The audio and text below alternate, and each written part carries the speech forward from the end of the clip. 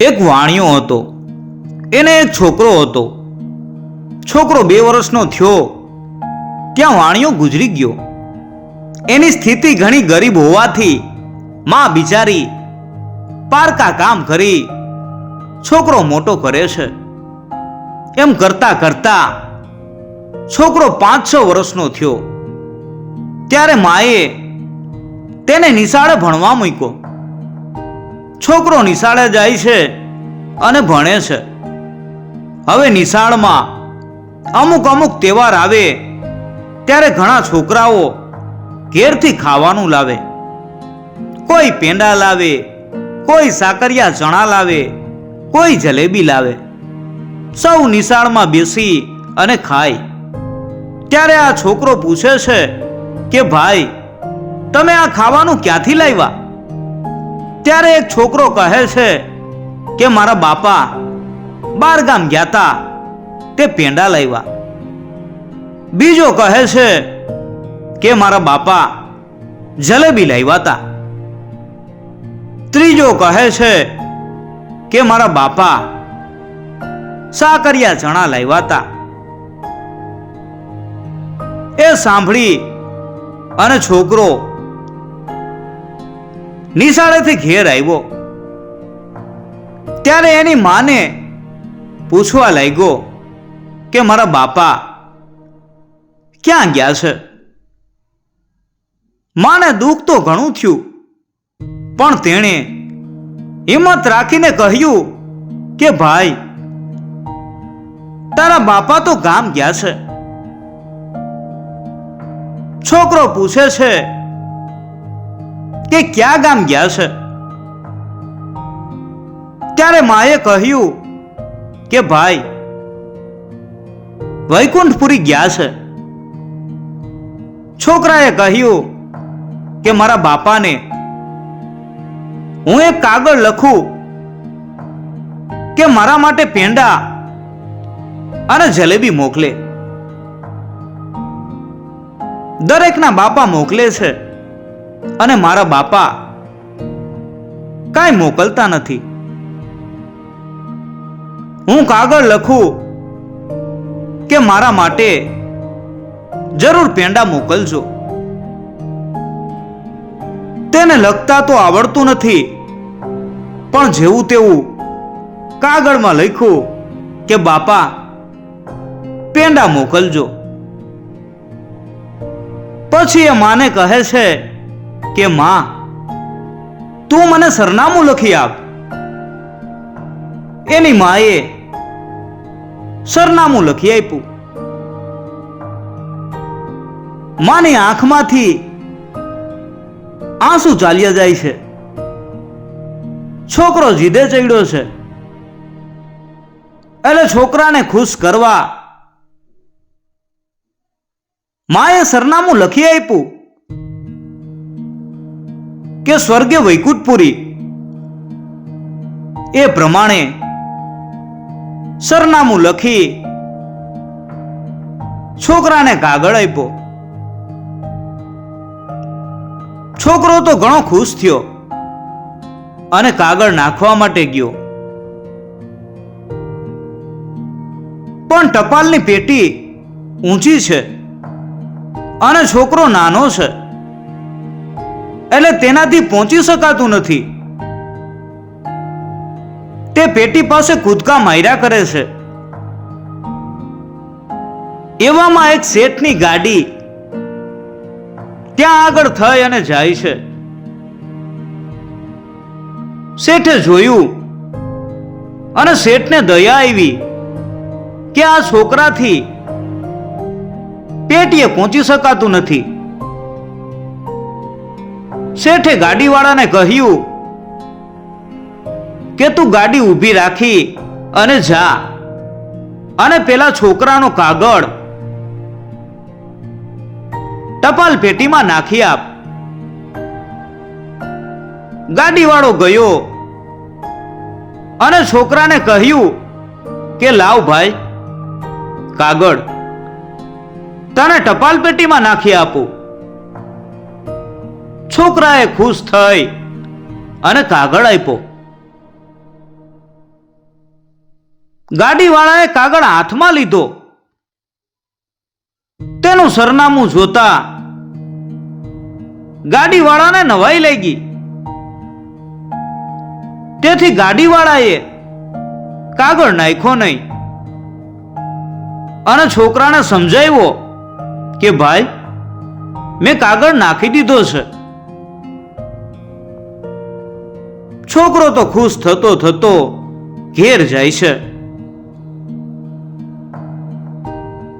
પછી ગાડીવાળાએ શેઠને કહ્યું કે સાહેબ,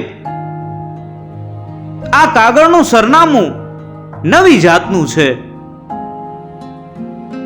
હું આ છોકરાનું ઘર જોઈ આવું, પછી તમને આવી અને બધી વાત કરીશ. શેઠ વિચારમાં તો પડ્યા, પણ કહ્યું સારું. છોકરાનું ઘર પાસે જ હતું. તેથી ગાડીવાળો જોઈને તરત પાછો આવ્યો. હવે શેઠ ઘેર આવ્યા એટલે પેલા ગાડીવાળાએ શેઠને પેલો કાગળ આપ્યો અને કહ્યું, સાહેબ, સ્વર્ગે વૈકુંઠપુરી એવું સરનામું તો મેં કોઈ દિવસ સાંભળ્યું નથી. એટલે શેઠે કાગળ ખોલીને જોયો. તેમાં અક્ષરો તો લીટા લીટા જેવા હતા, પણ બાપા, પેંડા મોકલજો એવું વંચાયું.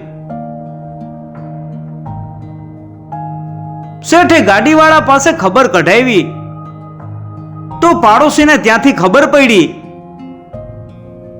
કે છોકરાના બાપા તો મરી ગયા છે. શેઠને દયા આવી એટલે થોડા દિવસ પછી ગાડીવાળા સાથે પેંડા મોકલ્યા. ગાડીવાળો ઘર આગળ પહોંચ્યો ત્યારે એ છોકરો જ નિશાળે જતા મળ્યો. ગાડીવાળાએ તો પેંડાનું પડીકું છોકરાના હાથમાં આપ્યું. ત્યારે છોકરો પૂછે છે કે આ કોણે મોકલ્યું? ત્યારે પેલા માણસે કહ્યું કે તારા બાપાએ મોકલ્યું છે. છોકરો તો ખુશ થતો થતો ઘેર ગયો. તેની માને કેવા લાગ્યો, બા, જો મેં કાગળ લખ્યો તેથી મારા બાપાએ પેંડા મોકલ્યા. છોકરાએ તો પેંડા ખાધા. હવે માં વિચાર કરે છે, ઓહો, આ પેંડા મોકલનાર કોણ હશે? તેની એને કાંઈ ખબર પડતી નથી. થોડા દિવસ થયા પછી પેલા શેઠે થોડા કપડા અને જલેબી મોકલ્યા.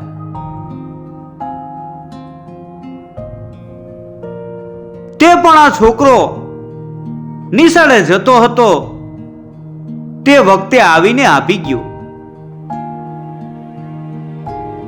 છોકરો તો હવે ઘણો જ ખુશ થાય છે. મારા બાપા હવે કપડાય મોકલે છે અને ખાવાનું મોકલે છે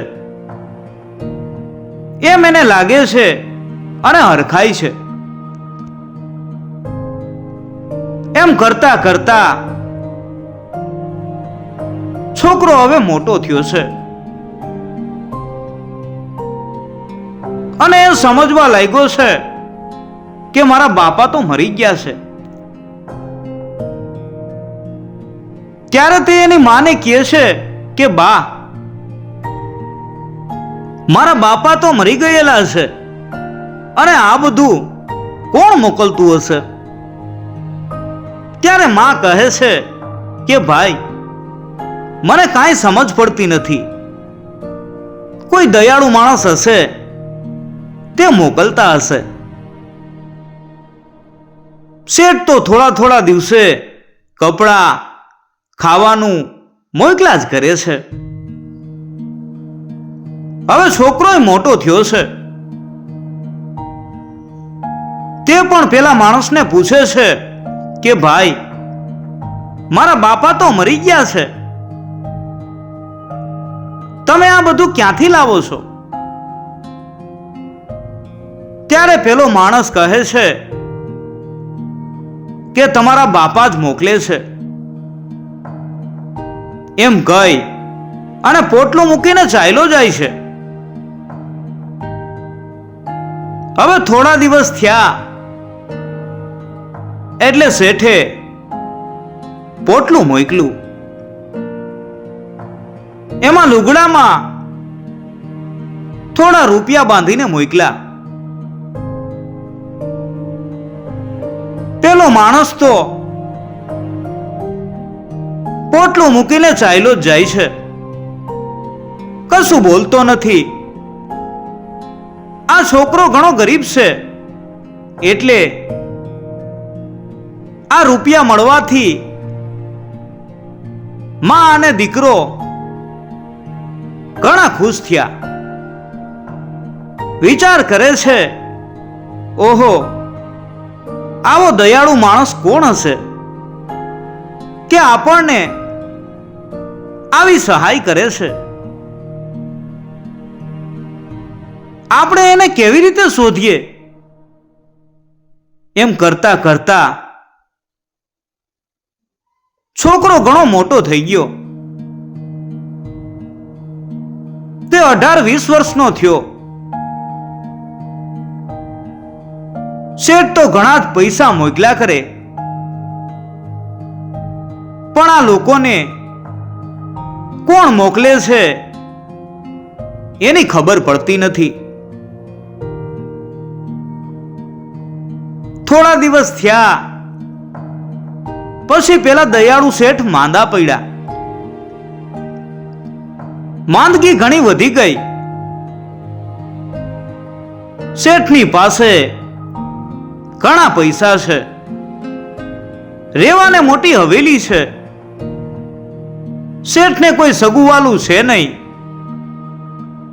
ત્યારે શેઠ તો વિચાર કરે છે, હું મરી જઈશ ત્યારે આ બધું હું કોને આપીશ? મેં જે પેલા છોકરાને છોકરા તરીકે ગણ્યો છે એને આપું તો કેવું? એવો વિચાર કરી શેઠે એ છોકરાને તેડવા માણસ મોકલ્યો.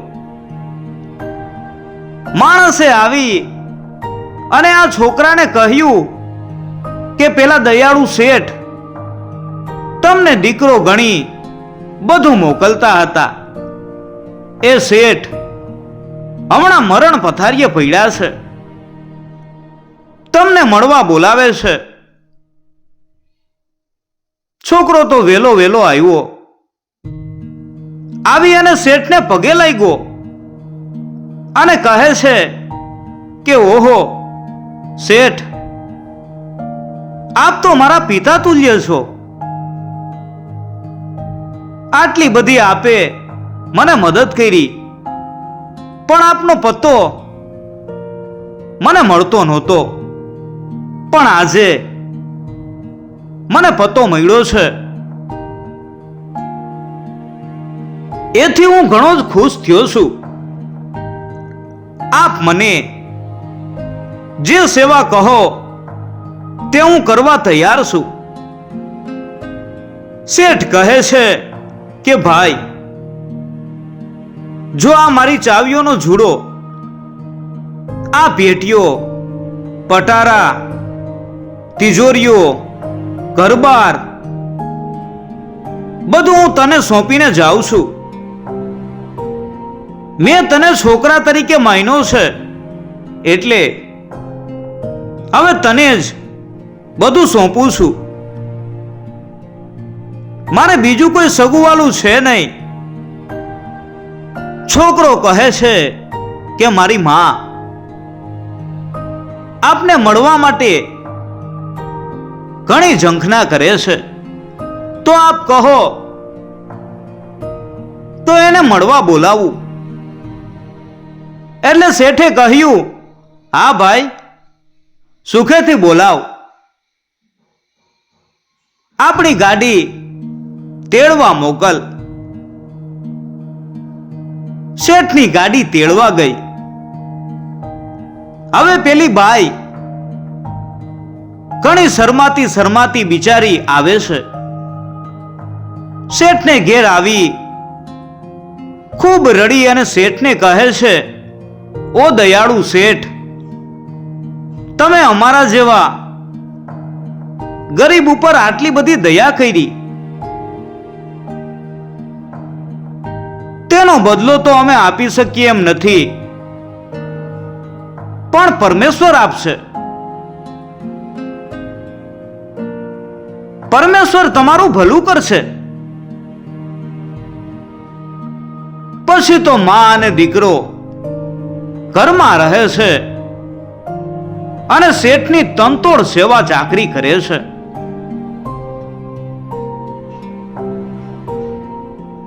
થોડા દિવસ માંદગી ચાલી. ત્યાં તો શેઠને વિચાર આવ્યો, આ છોકરાને હું પરણાવું તો સારું. શેઠના છોકરા તરીકે છોકરીએ સારી મળી. ધામધૂમથી છોકરાના લગ્ન કર્યા. શેઠને ઘણો સંતોષ થાય છે. થોડા દિવસ પછી શેઠ ગુજરી જાય છે. છોકરો, એની વહુ, એની માં બધા ઘરમાં રહે છે, પણ છોકરો શેઠના જેવો દયાળુ થાય છે અને ઘણા ગરીબોને મદદ કરે છે અને બીજા સારા કામ કરી શેઠના પૈસાનો સદુપયોગ કરે છે.